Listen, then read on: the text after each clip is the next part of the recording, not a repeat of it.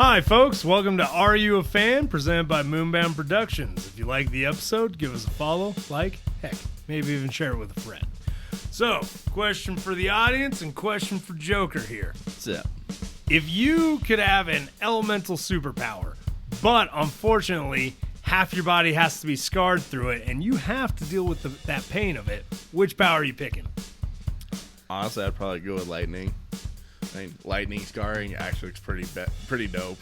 It does actually look pretty cool. Then, I mean, I'd like to be a Sith Lord.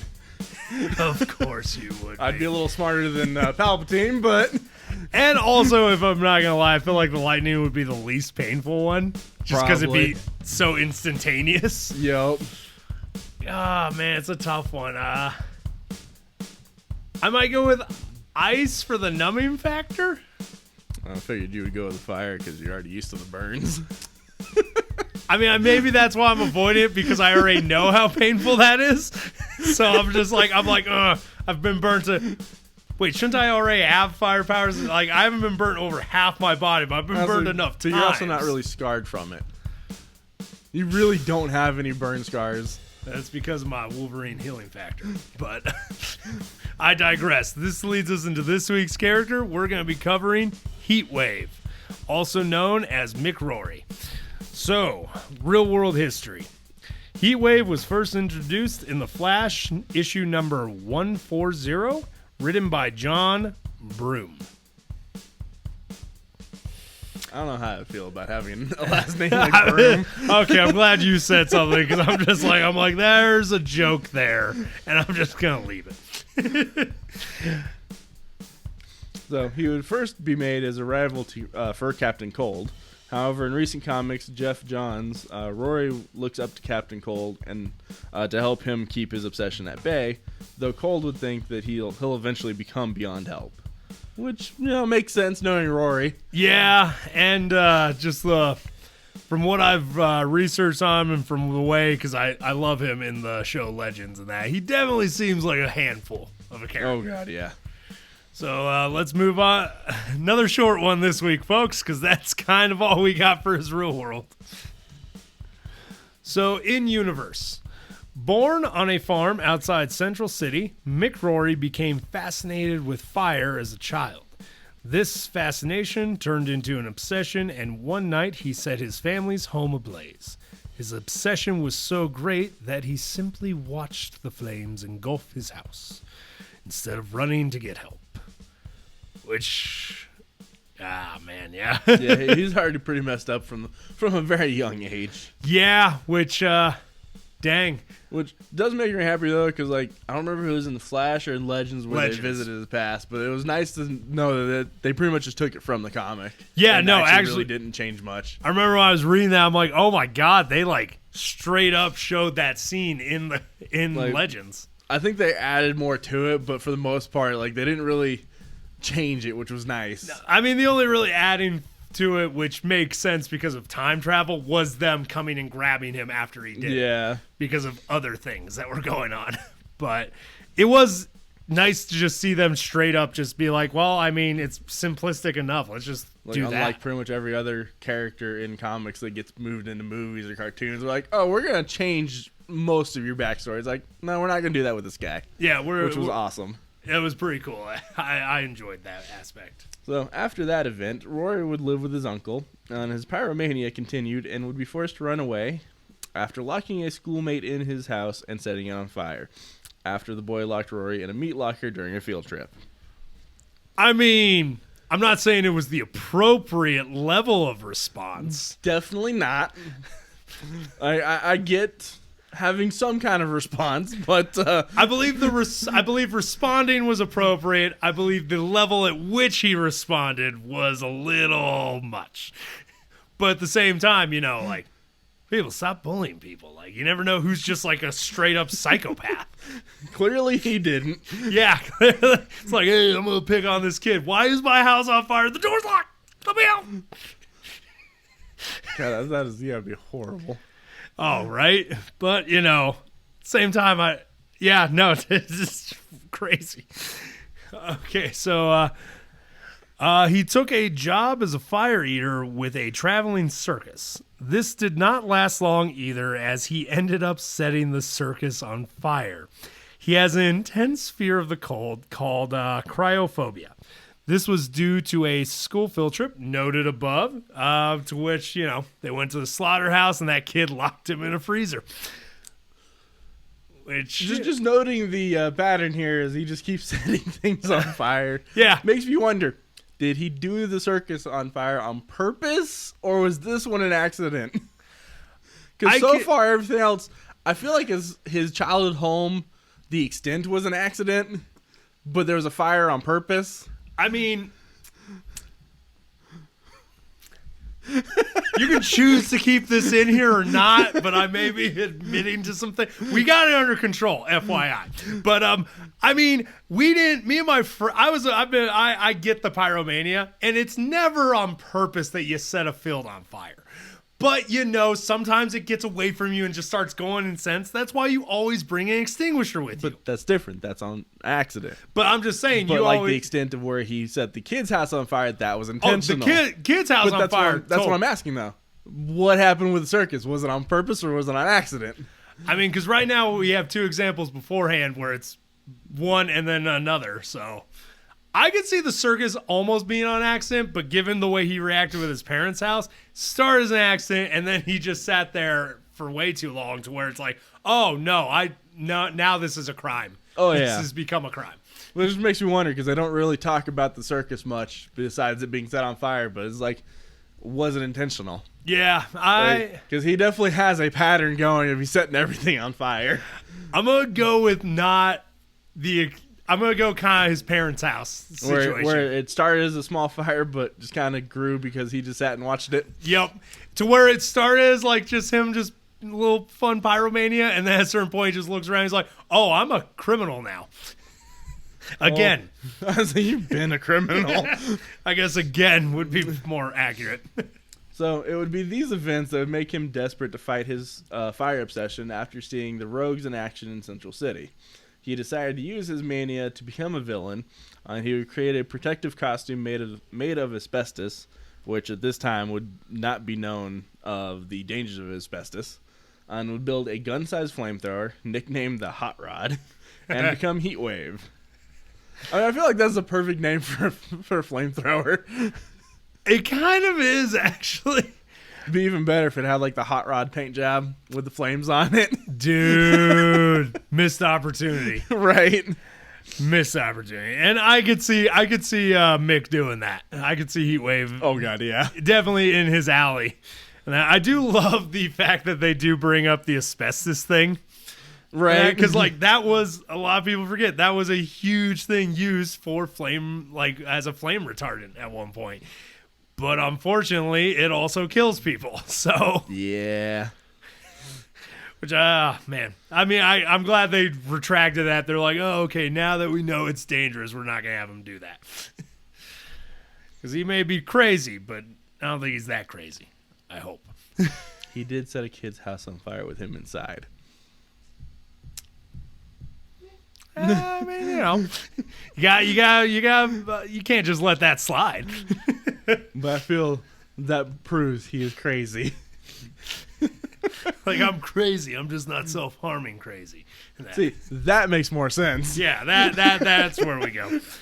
So, as he was committing crimes in Central City, it was inevitable that he would run into the Flash, which he did quite regularly. Subsequently, he also ended up in jail quite regularly, which, I feel like that goes without saying with the Flash. He also became an adversary of Captain Cold due to his aversion to cold temperatures.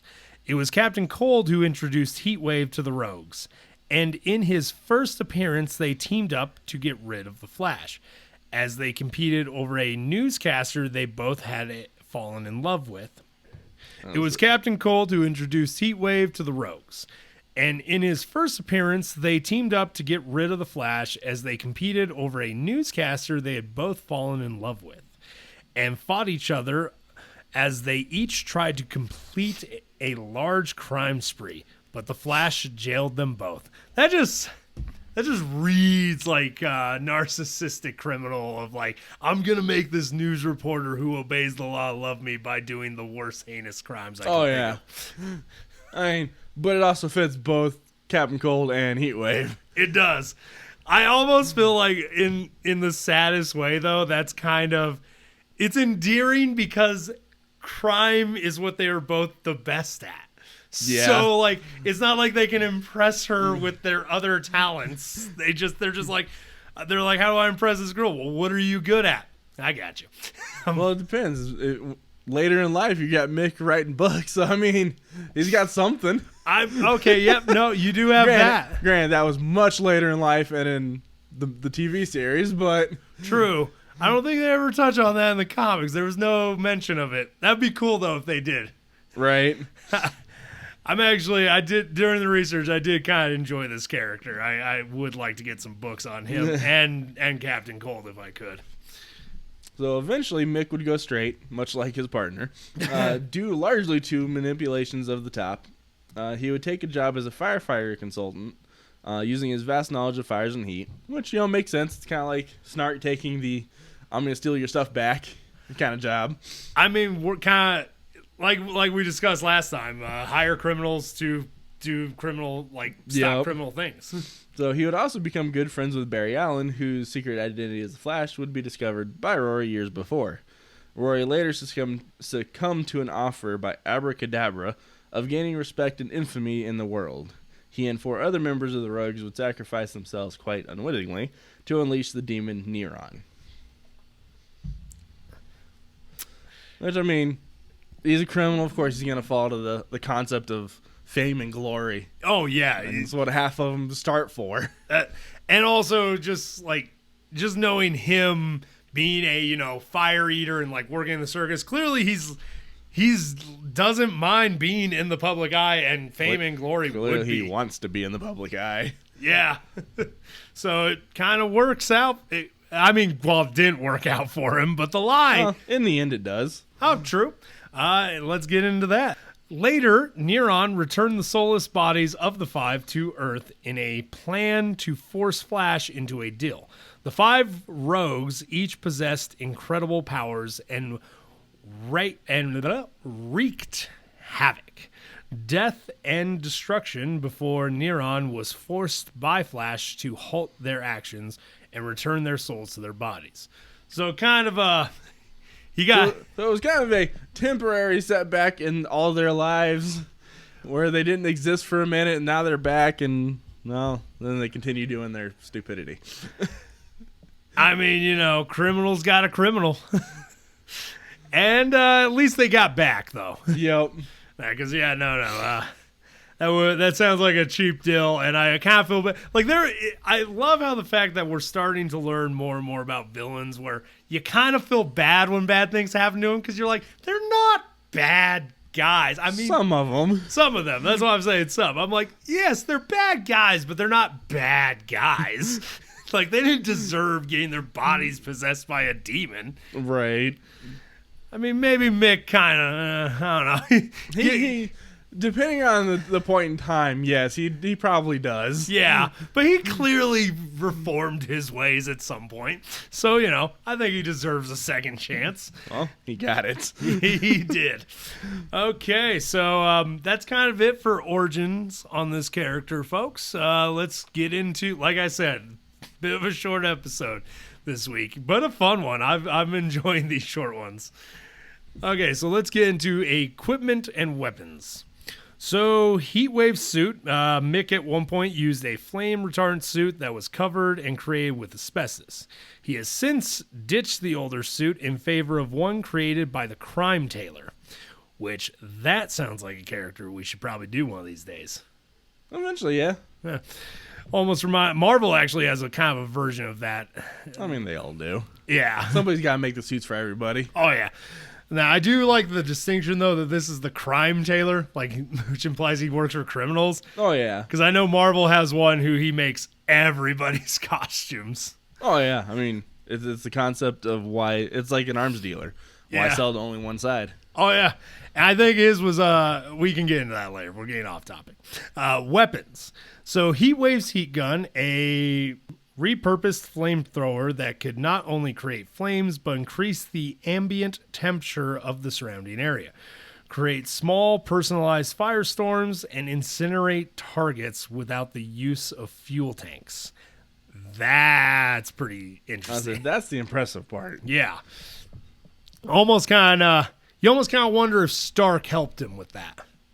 Or not Stark. Snark. Wrong Snark. universe. Snark. Captain Cold.